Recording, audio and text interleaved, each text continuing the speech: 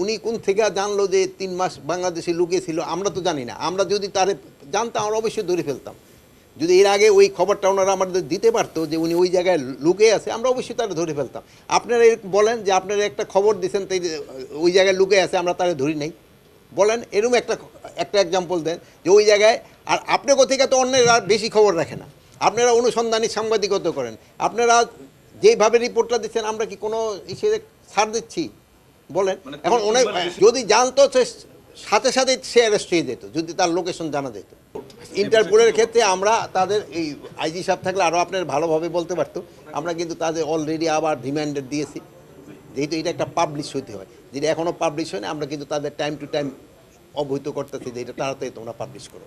ইন্টারপোলকে time to time আপনারা অবহিত করতেছে, যেহেতু আমরা তো অলরেডি পাঠিয়ে দিচ্ছি। আমরা আপনাদের মাধ্যমে আবার আজকেও আশ্বস্ত করতে চাই, যেহেতু আমরা এটা কিন্তু আপনাদের মিডিয়া দিয়েছি, একটা বিজ্ঞপ্তি আকারেও আমরা কিন্তু এটা দিছি। প্রথমে এইভাবে আমার পিয়ারও আছে না এখানে, না বিজ্ঞপ্তি আকারেও দিছি। এটা নিয়ে কিন্তু আজকে অনেকবার আলাপ হয়েছে। এখন এটা আপনারাও আশ্বস্ত করেন, আমরাও আশ্বস্ত করি যে যারা দোষী না তাদের কোনো কিছুই হবে না।